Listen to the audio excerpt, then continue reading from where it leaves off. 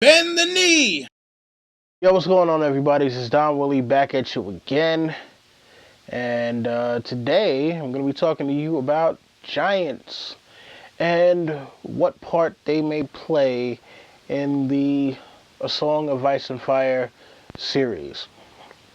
So, first off, what do we know about giants? We know that giants have been around since at least the time of the Children of the Forest, before the first men. They do not seem to be what most people would consider to be more of the intelligent races of humanoid species on the planet. They don't speak the common tongue. They have their own kind of thing. It's hard to tell the difference between male and female giants because they're all covered in hair.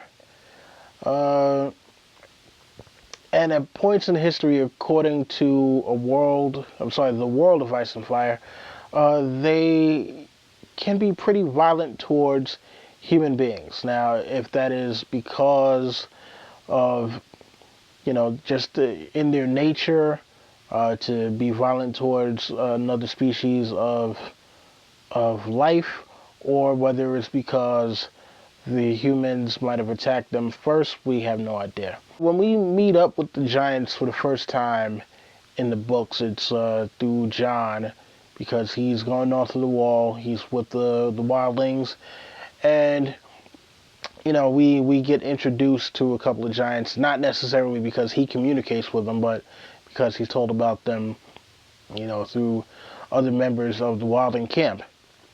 Now, unfortunately, other than the battle at the wall, which was done beautifully in season 4, episode 9, The Watchers on the Wall,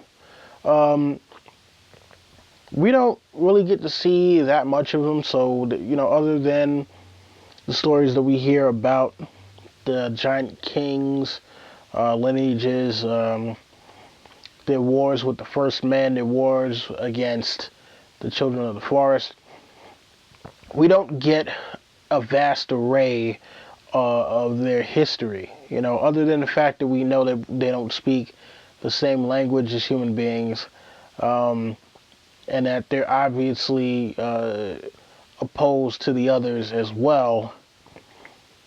We don't get much about them. Spoiler for those of you who haven't read the books up to A Dance with Dragons, especially the last chapter, last Jon's chapter.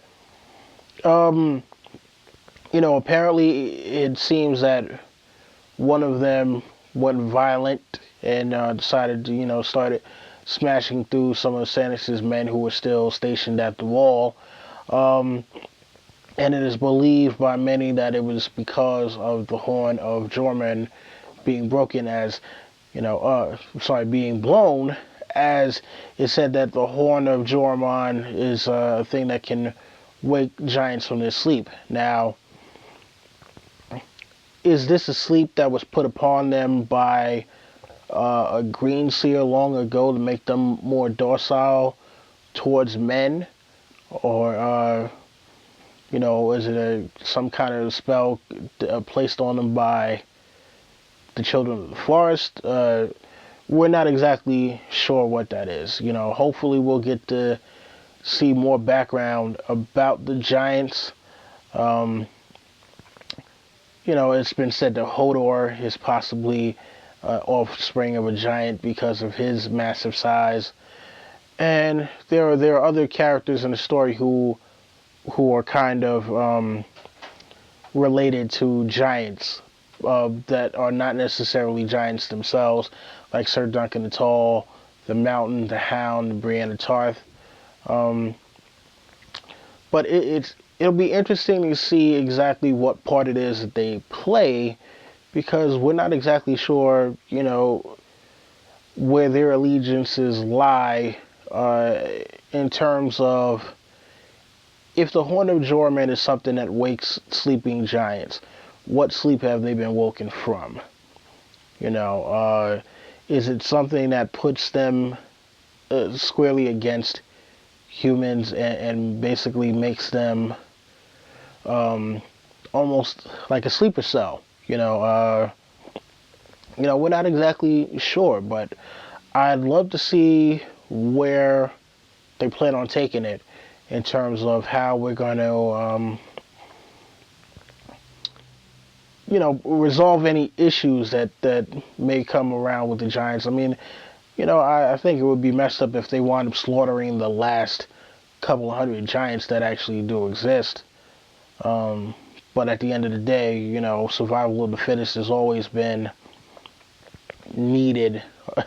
Or, listen, survival of the fittest is the thing that keeps a species going. So, if the Giants are not fit to survive in a human world, then they won't. But, hey, listen, give me your thoughts. What do you think about the Giants? What is their part to play in this story?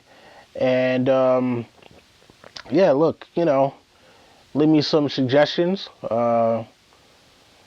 And, rate, comment, subscribe, share, tell your friends. That's been my time. Don Willie, I'm out.